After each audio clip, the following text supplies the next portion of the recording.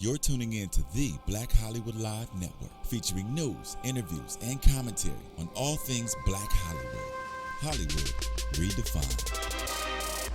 From Los Angeles, California, presented by Maria Menounos and streaming live thanks to Akamai Technologies. This is Black Hollywood Live, Geek.Nerd.Tech, featuring a weekly roundup of tech news and gossip. Black Hollywood Live, Hollywood redefined. You're listening to Black Hollywood Live. And now, the host for Black Hollywood Live, Geek.Nerd.Tech.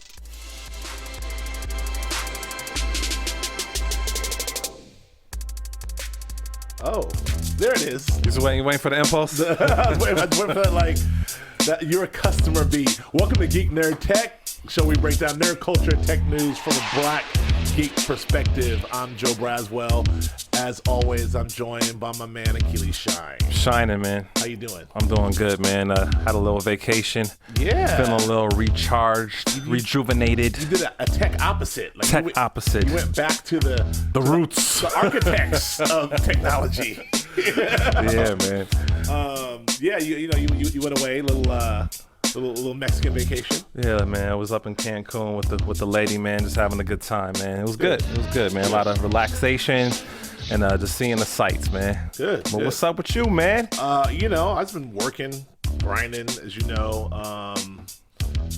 Just Bay Area, Denver, running around, all mostly for work, but we'll get to that. Amen. There's actually a story in here that relates to some of the work I was doing in Denver, which we'll get to a little later on. But Get them checks, bruh. yeah, the checks. Yeah. Anyway, so lots. Every time we go away, there's lots happening. But I am excited. Before we get to anything, I'm excited about tonight. Planet of the Apes. It's going down, man. It's going down, my friend. I'm excited. Man, my friend Nate Hopkins, visual effects supervisor Nate Hopkins, award-winning Nate Hopkins, went to the cast and crew screening, I don't know, last night or night before, and literally, it's all he could talk about. He's a guy who's worked on Avatar. He's working on another high-profile movie that's coming out in 2015 that I can't talk about. But, like, he's worked on everything, and he says this is the best stuff he's ever seen, effect-wise. He's also said, you need to see this Dolby Atmos, 3D, the whole full nine force. Yards. And he's not a very demonstrative guy. He's not a very excitable cat. And he was like really going in. So I'm freaked out about it. Man, now. I'm super juiced. Just from the trailer, from the previews, it looks sick. It looks amazing.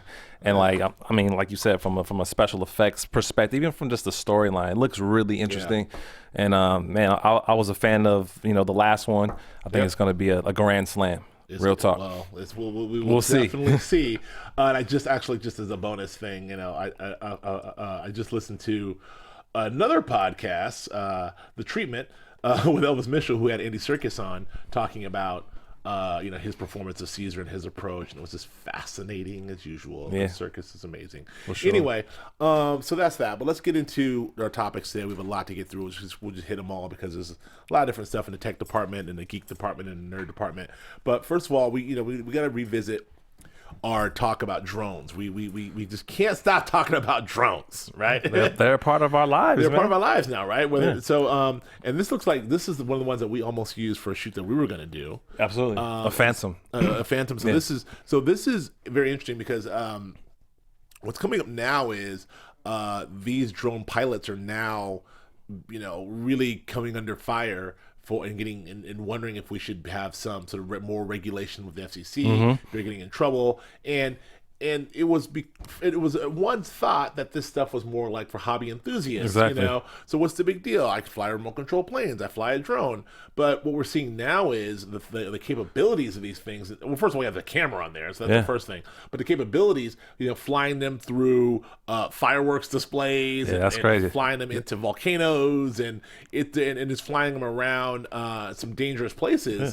Yeah. You can't just be flying drones everywhere, right? Absolutely. I think you kind of hit the point. Like, before it was for enthusiasts, for hobbyists, and they would just do it. But now, add the camera to it. Like, you have the voyeuristic aspect to it. Right. And so a lot of people feel like their privacy is being, broached or whatever. And so I feel, aside from like the health and safety aspects of if it crashes and lands on a kid or crashes on a school site or anything, whatever, crashes into a car, there's so many things that could happen. So I think these regulations, eventually will have to be put in place because everyone's going to eventually have a drone. Right. You know what I'm saying? This is once again a case of the technology curve being far ahead of the legal curve, as always. I mean, if one day we do get to the Jetsons time, we have flying cars. Like, how's that going to work? Man, man. Everyone's flying around in cars. So yeah, I mean, it's very interesting to see how this plays out. But people are flying drones everywhere. And, I mean, I was outside of an apartment building, and there's a drone flying out there out of a high rise. And it's like, well, what if I was? Who knows what I'm doing? Exactly. So it's interesting. I think 2 points too. Like, I think we're in a society where people will do anything for likes and views, and so I mean, it's kind of like, hey, well, I'm gonna use my drone to do, I'm gonna top the next guy. I'm gonna do something that's like really out the box and crazy. So I'm gonna fly it through something, up something, down, around.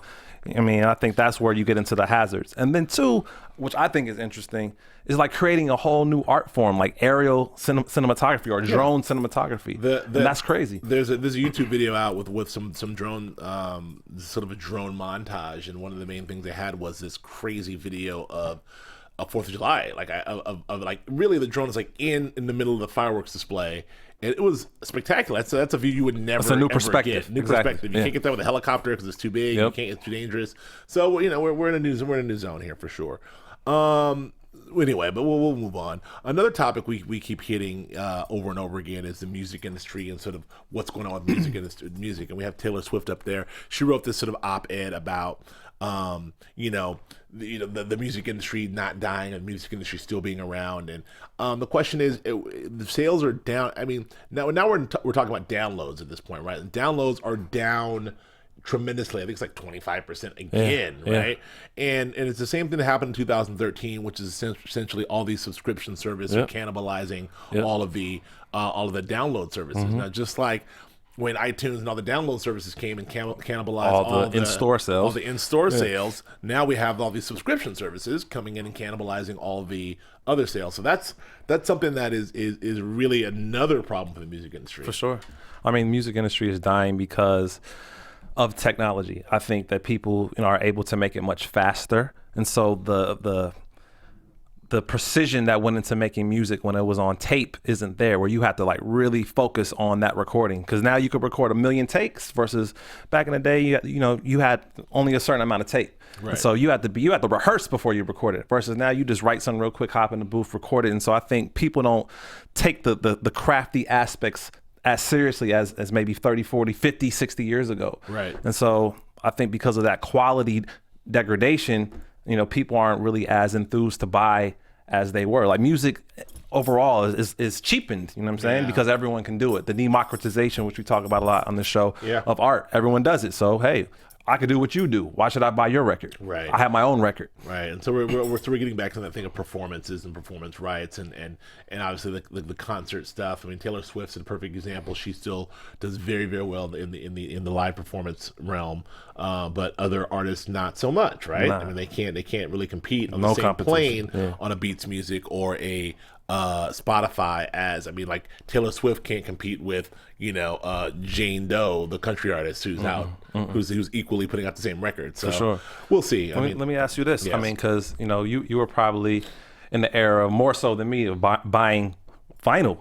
And actually, vinyl. I like how every episode you figure why to call me old. No, that's not old. No, I'm kidding. Yes. Vinyl is on the increase. Yes. Why do you think that is? Vinyl's on the increase. On the increase. I can only speculate. I think it's really more about a nostalgic thing. I mean, we all know that vinyl actually sounds better. I mean, the sound is richer. It's better. But I think that there's a very cool sort of collector's aspect. And really, all the audiophiles love the idea of having that real cool vintage tangible vintage you can play.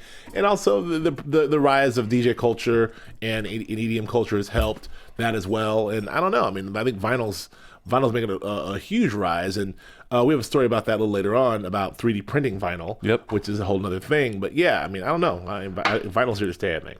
Well, you're right. And last point for me, I think it's crazy that, when I was doing music, when you were managing me, Joe, like, you still had the A&R system in place where A&R would go out in the streets and look for the hottest talent versus now it's social media presence. If you have a large audience based on your Twitter, your Facebook, your Instagram, now you get the attention from the A&R. Now you get the signage from the record company. Yeah. And I think that whole swapping of things is kind of interesting. It's the same philosophy, really. I mean, it's the same thing. All record companies were looking back then is they were looking at, I don't know anything about music. I don't know anything about what's going on. Who's hot? What's hot. Yeah. But you've just sold, 20,000 units out of your trunk. Let me give you some money, extrapolate that out. You've just sold 40,000 units out of your trunk. Let me give you some money. Here, you have X amount of Instagram followers. Then let me give you some money and see what you can do with some money. It's really, it's not about like who's talented and who's not. It's like, well, somebody's listening to you, so let me give you some money. No, but there were some golden and diamond artists where you would find like a diamond in the rough, like that didn't have any audience, it was just pure talent. And Sure. I feel like these days that doesn't happen as frequently. Well, these days you have the haves and the have-nots, and the only new artists that are coming out is sort of like this nepotism, which is basically like, who's down with Eminem's crew or who's down with Drake's crew or, whoever they're all signing. Whereas before you can go find these individuals. But that's a whole separate deal. We can do a whole show about what's going on with the music industry, but it's in trouble. I mean, no matter how you slice it, it's definitely in trouble. But let's move on to another industry that was in trouble, the taxi cab industry. But Uber, one of my favorite companies, is really doing a lot here. They got that giant sort of like $1 billion cash infusion. So the question is sort of how are they going to go about now? Their growth has been exponential, and their penetration into the pop culture ethos has been sort of exponential as well. The growth of that, and so now the question is now what are they going to do to be here to stay? Because they've gotten a lot of flack from areas, particularly in Las Vegas and New York, and here in Los Angeles at LAX, they're not allowing them in from the taxi cab unions and lobbies. It's shaping up to be like a big fight. Yeah. So what Uber decides to do is they've taken a page out of the Jeff Bezos book, which is basically attacking an old, industry that no one saw coming. Like, hey, books, we're going to attack that, and then dropping the price to where the point is it may or may not be sustainable in the long run for the business, but for the consumer, the price is going to be dropped. So what Uber's doing is they're dropping their prices in the major markets by like 25%. Right, it's huge. So here in Los Angeles it drops, and New York it dropped. And that puts them pretty much consistently below taxi cabs, and consistently below what you did pay for what the Uber X, which is the Prius version of what you do now. That's a big deal. It's hard to fight that. For sure. I mean, I think you hit it right on the head. Like, if you dissect the anatomy of Uber in terms of their strategy, I think now they're more seeking popularity versus profit. Like you said, if they can, grow their consumer base and have people build loyalists to their brand, that's going to pay off in the long run. It's almost like it's almost like a drug dealer model. Like, hey, I'm gonna sell you this dope, get you hooked, and as soon as you're hooked, I'm gonna raise the price on you. Right. And that's exactly what they're doing. Right. And so, I mean, it's great. And so the taxi cab industry is really troubled. In New York, they do have a fourth option with Uber. You can go Uber, you can go Uber X, Town Card, Black Car, and Cab. So that's something they've been talking about trying in Vegas. But, the infrastructure in Vegas, the cultural infrastructure is cabs come up to the hotels, they leave hotels. So we'll see where that heads. But Uber's really making a fight to sort of say we're here to stay. And they may be. So, I don't know. I do like that. Dope. Very dope.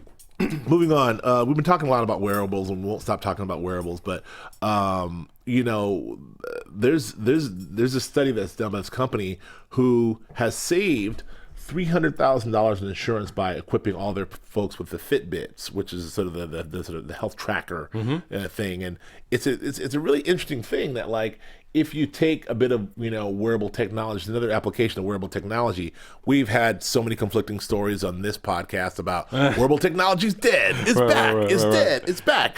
Well, the demise of wearable technology has been greatly exaggerated, maybe because this is something that makes a lot of sense for companies who spend millions and millions on insurance to say, okay, we're going to spend a little bit of money and make sure all of our employees have this, and then guess what, our rates will drop. For sure.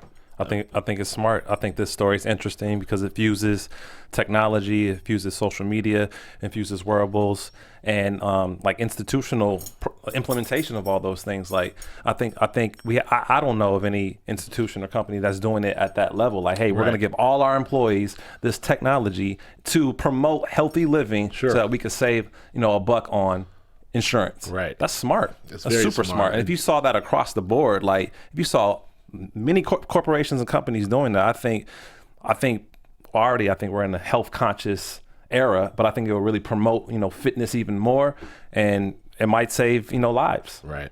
Save bucks. We'll see. It's definitely a new way. We have more about wearables later, but it's definitely a new way to sort of approach how this is happening. I mean, how to use these wearables, what companies are doing. Speaking of companies and corporations, LeBron James, he's been in the news. I mean, I don't, we hate to jump on the LeBron bandwagon, but we must because It's a good picture. Yeah, it's a great picture. We're rich. No, but to jump on this bandwagon because LeBron's been all day on ESPN. Where's he gonna go? What's he gonna do? Blah blah blah. But it's really interesting to think about how he's really changed the way athletes get paid and athletes are viewed. I mean, I think when he came in the league, there was all this sort of talk about LeBron Inc. and LeBron the brand, and we know he brought up his guys Maverick Carter and his other guys from high school and formed the marketing company and the agency, and all centered around sort of building LeBron's brand, and people were kind of like rolling their eyes, and these kids don't know what they're doing, and well, now LeBron is a brand, and it's pretty much built around obviously other companies like Nike and Samsung and others. For sure. But he's his own thing, and he's also the best basketball player on the planet right now, who can command anything for playing basketball. But he's coming from a place where he doesn't really need the basketball money. Man. And it's just an interesting way to sort of go about using the game of basketball to really make this money. And frankly, using social media and all these other social digital ways to reach people and build your brand, to build this brand. The last thing I'll say is he's with Dr. Dre there as an example. He did the 50 Cent thing. He went in early. Dre asked him, about to invest early on Beats Media. He did. He threw in a couple shekels. Some shekels. Some shekels. That's my Yiddish for you. Okay. He threw some shekels in on Beats Media. Well, they sold to Apple for $3 billion. LeBron made $30 million. Hey. Just oh yeah. Little pocket change. That's a quick $30 million. Just for being involved. Yeah. So yeah, I mean, I wouldn't go as far to say that he's changing the way that athletes, make money or build their brands. I would say that Jordan by far is the godfather of that, and the prime example of that to this day. Like his in the tech age, I guess what I'm saying. Okay, I agree with that. And I think LeBron is doing a very excellent job navigating that landscape in the sense that he's a world class athlete, champion, all-star, Olympian. Like for him to be able to leverage himself with major corporations, I think if he wins more rings, I think he'll surpass Jordan in terms of his actually that's too big of a statement. Wow, that's too big of a statement because LeBron doesn't have a product like Jordan, so I can't say that. Right. But maybe he will. Maybe he'll emerge and do something in the tech industry. Have a LeBron device or something. Yeah, it's hard to say. I mean, it's tricky. Yeah. But LeBron is definitely he's doing his thing, whatever that thing may be, which is make money. Hey. So yes, I don't know. We'll see how much money and how he continues, where he goes, and what that dictates. But in the digital era, in the social media area, he's doing his thing. So I want to move on to what is next? Another smartwatch, sort of the wearable story here. This is Moment. This is a company that's actually bringing out the first 360-degree touch smartwatch, which is incredible. Again. Wearable technology, we saw a lot of it at CES, didn't see this one. This is kind of a game changer to me. To have a smartwatch that you can touch at all points around the thing. I think I don't know if we have a picture of it or not, but it's really something special. I mean, I don't know. Did you check this thing out? I checked it out. I mean, I'm not super juiced about it. I mean, it's cool. It looks dope. The design is fresh. I'm interested to see like the user experience on it and what the perks are from a technological perspective. But I mean, I think it's more of a gimmick thing. You know what I'm saying? Like, okay, you can touch it 360 degrees. Woo! Sure, yeah. Like, okay, so what? I think it's just more along the lines of a watch where it has a 360-degree display, which is kind of cool too. I know, but it's just, Like so, like what you? I don't know yet. Maybe I don't know. It's a 360 display, and also, but also 360 touch. So like you can go back here, you can go up here. I don't know. I like. Come on, man. I like it. Okay, it's a gimmick. It's a gimmick, but I think it's a cool gimmick. I don't know. What do I know? But we'll see what that looks like. But But we'll move on from that story because that's, it is what it is. However, what's dope about this watch is that it does have a 30-day battery that you don't have to recharge for 30 days. I think that's pretty fresh. That is fresh. But now we can move on to one of my other favorite topics, which is Facebook. Oh, there it is. Our Facebook. Hello world, here I come. But Facebook and their ability and what they're doing to, again, I'm terrified of Facebook, and I know that I've been calling them sort of the new big brother, and I participate, but I try to limit my participation. But something's come out, an ex Facebook employee, ex Facebook scientist, if you will, confirms that if you use Facebook, you've been experimented on. It talks about the various levels of social experiments that Facebook does in order to on the public, in order to sort of figure out how to improve their user model, right? Mm-hmm. Which is fine. I mean, it seems like there's got to be a certain amount of R&D that's done to improve the experience of the user. The difference is that when you're talking about, like, let me mess with Achilles' news feed and see what he does. Oh, he's really angry now. Let's see how angry he's going to get.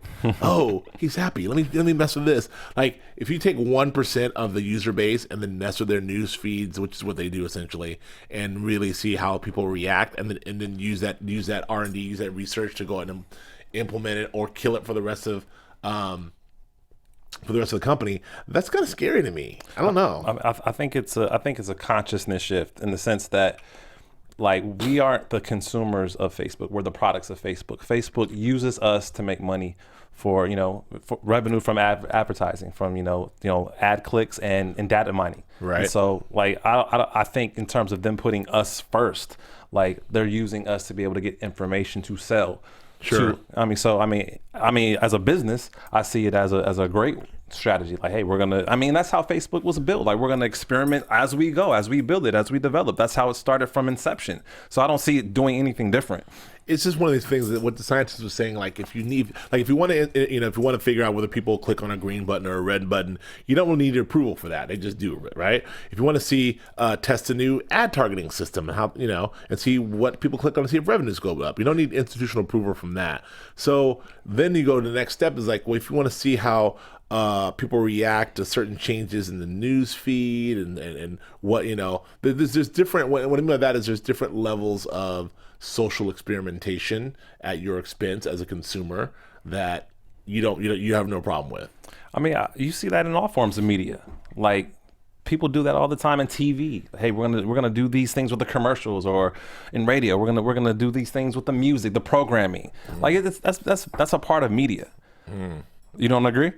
I mean, yeah. I mean, there's R&D, but this is different from going into sitting into a screening of 2.5 Men and clicking a button when you laugh, or going into a screening of in Northridge somewhere to watch a test screening of the new James Franco movie, and that's different from, like, people in real time toying with your news feed to see what you do. It's no difference to me, because you're on Facebook, you're consigning your information over, regardless if it's for research and development, if it's for selling to another company. Like, what you put on there is being used for profit. Right. So regardless if it's for research or development or whatever, like again, you're not the consumer, you're the product. Right. Okay. Well, let's move on to what's been in the news lately is net neutrality. And there's been a big ruling come down on net neutrality. We've talked a lot about it before in the past, and what's going to happen with these giant providers like Verizon and Comcast, and how and what they're able to do in terms of controlling broadband speed, and then the threat of some content providers getting preferential treatment, and these big conglomerates, sort of like a Time Warner, all of their HBOs and all their companies will get some treatment versus others. The question is, where does a big giant like Google sit on this? And Google, ironically, is really trying to be neutral on net neutrality. Sure. They're very conspicuously silent, and their approach is sort of like, hey, it's not our fight. We're Google. We're for everybody. It's not really our fight. When there's a lot of people disagree, and I don't know. What do you feel about Google's sort of like abstinent view on net neutrality? I mean, it could be smoke and mirrors. It could be, I mean, I think Google's going to do whatever is advantageous for Google. I mean, they hold a huge market share in a lot of industries now. Yep. Like, I think, Google is about profitability. So if it's profitable for them to be supportive or against net neutrality, they're going to go to that side. So maybe they're just waiting to see how things pan out before they, visibly, reveal their strategy. Right. But I know that Google is profit first. They're gonna swallow and gobble anything they can. Yeah, I agree. I mean, I can't say I disagrry, but I 100% agree. So I don't know. I don't trust again the Googles and the Facebooks. You know how I feel about it when beating a dead horse in that. But I do want to move on to digital distribution. We had a story last week talking about how digital print media is. Publications are now moving to digital, and there's a new sort of renaissance in publications because of the proliferation of what they're able to do on our small devices.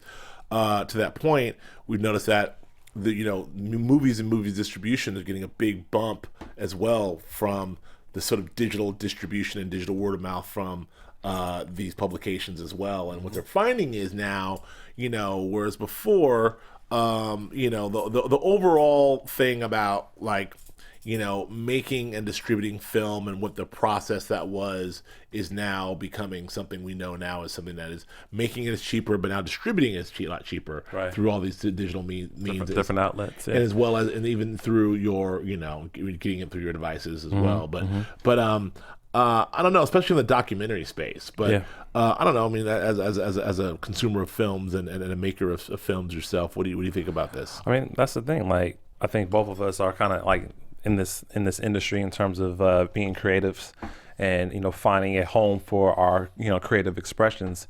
And I think that you have sites like Assemble or Vimeo where you can, upload your content and set a price for your content, and then people can experience it based on that price. But I think, the tools are there for, the filmmaker of 2014 to be able to get their expression viewed or their expression blogged about or whatever, downloaded or bought. So I think that, it's the trick is harnessing and using those tools and maximizing them to your advantage, and having a solid strategy to go on with your creative. Just like, I mean, if you compared it to the music industry, it's the same thing. It's the same thing. Right. So, well, I mean, it's just it's the changing world of distribution from the traditional means to the digital means, and we're seeing that across the board from television to film. To music was first, TV's next, movies are there. So, it's still evolving. And which. Our next story touches on that as well. This whole thing with SoundCloud. I'm not a big SoundCloud guy. You love SoundCloud. I mean, I don't love SoundCloud. I've used it. Like, I'm not really heavy in the crates like I used to be. So I think if I was like really heavy like that, I would be on SoundCloud more often. That's where you find. Is that because you're old? It is. I embrace my eldership.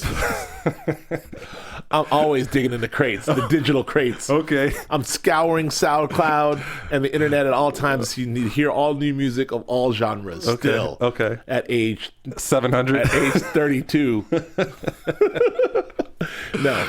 SoundCloud is taking some heat because they have positioned themselves as sort of like we're here for the people and for the artists and we're doing this other thing, but the reality is they still have to deal with a lot of copyright issues from major labels. Yeah. So with that big as SoundCloud is at this point, they're gonna have to sort of make some decisions about how they deal with copyright stuff, right? Yeah, absolutely. I think what makes SoundCloud interesting to a consumer is that, or to an artist, is that you're able to promote your art obviously through SoundCloud, but you're also able to get solid analytics through SoundCloud. That's one reason why I like it. When Encore was still going on, the last leg of Encore, we used SoundCloud. We're able to see really cool analytics of how people are engaging with our music. Right. But I mean, I think like major labels are sometimes very corrupt in the sense that they'll leak music. Mm-hmm.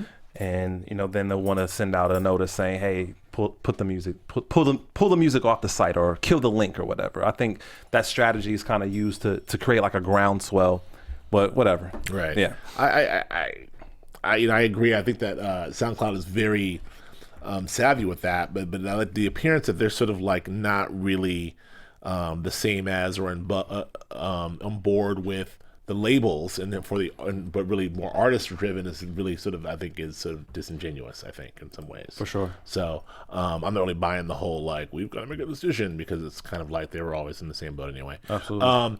Anyway, so that's that. But moving forward into some other technology, which speaks to some reason why I was in Denver, is the vapor. What's happening? I don't know, son. I got What's going on over there? like a fur ball or something. My goodness. So the vaporizer, the vaporizer, people, the vaporizer, the vape pen in the world of marijuana and consumption, something that like I don't partake in. I know that not as much as you do. Okay, Dad. I don't know. You shooting, bro? I don't think either of us smoke, but the marijuana consumption is legal like recreationally in Colorado and Washington, and there are a lot of crazy innovative things going on in Colorado in terms of how you market, distribute, and sell, and also consume your weed, if you will. And the vaporizer, which is something that's kind of you see here a lot, but there's these big sort of clumsy things that guys kind of hang around. You like Bilbo Baggins from The Hobbit or something, like these big old giant things. And these other cities, they are really these sort of like designer For sure. thing. And this is like, the where you can walk around, and they're really just trying to figure out how to market this to, in a weird way, like the non-traditional, the non-smoker, the first-time user, all this stuff. And it's really interesting to see this whole new industry being built around. It's like the Wild Wild West, because there's no, okay, it's all legal. They want to have the weed, the Apple Store of weed, the Starbucks of weed, if you will. But now here it's like, dispensaries, kind of dirty. It's still, even though it's legally, medically legal here. Right. In these states, they're spending millions and millions and millions of dollars in R&D and technology, trying to figure out ways, and marketing and PR, trying to figure out ways to make this great for consumers. So I think that's the crazy point, that you're seeing the marriage between smoking weed and technology. Right. Instead of rolling with papers or throwing it in a blunt, right. Now you're having these new technological. Is that what you do? That's what I used to do. Okay. These new technological devices to be able to partake in marijuana consumption. Okay. So I mean, it's a brave new world. I don't want to get too far into it, but because I feel like we'll have some more stories on that down the road. But it's a brave new world. So we'll see how this plays out. Moving on to one of my other favorite things is the World Cup.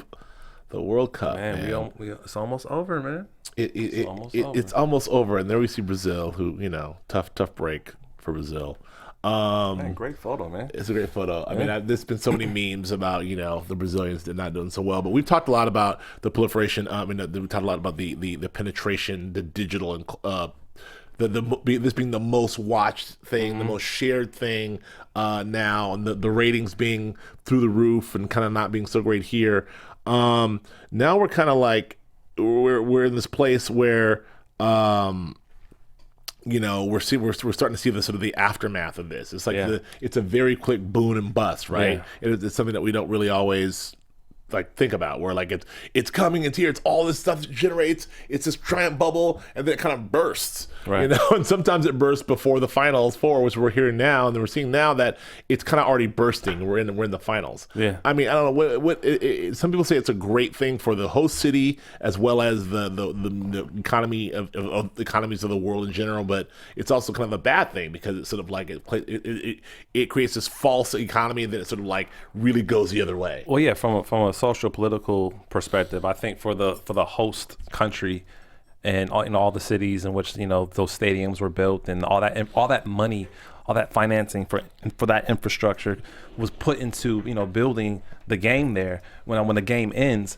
like, how come you couldn't have used some of that money to help build a better sewage system, or better school system, or better housing? And so I think that's kind of like the argument. Like, a lot of people are suffering in Brazil, a lot of people are poor, but you see all these millions of dollars being put into this game. And so are the stadiums going to be filled after this Saturday? Right. You know what I'm saying? What's going to happen? Like, are there going to be more jobs for people to work that will be sustained throughout the year? Right. So I think that's the trick, and you kind of find this a lot with Olympic cities. You know what I'm saying? Olympic countries that host in the city, like after the Olympics goes, like the stadiums are just same thing. So it's interesting. So I mean, it's hopefully Brazil. I mean, you know, it's a really sad story for Brazil, especially given the fact that they lost.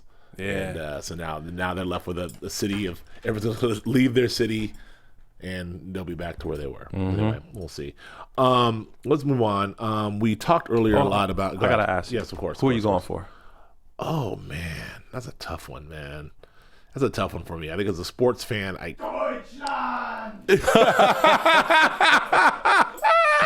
Lemieux. Wow. As a sports fan, it's the Germans, man. Yeah, the Germans do it. That's my pick too. It's Germany. It's Germany, but they've really been spectacular and quietly been spectacular. The last few cups and in general, very consistent. I mean, they have a German-like efficiency of taking you out. But I kind of want to see the scrappy South American, countries sort of do something that Brazil couldn't do. Right. Not to lump them all in the same thing. They're different countries in general, but so I don't know.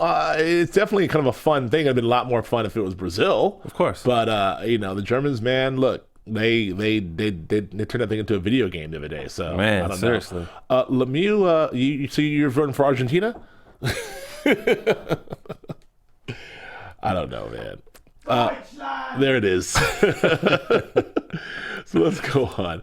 Let's talk about vinyl. Let's go back to you asked me about vinyl before. Yes, sir.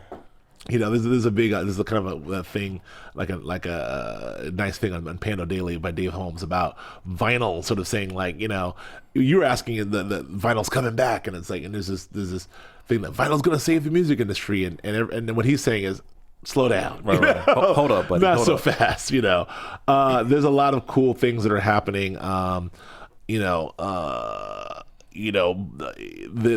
of cool things are happening with vinyl, but it's really just very simply a collector's thing. Yeah. There's a lot of cool things in the world of 3D printing. Right. They're taking some sound files and putting them to 33 and a third RPM resin records, and really sort of recreating this thing.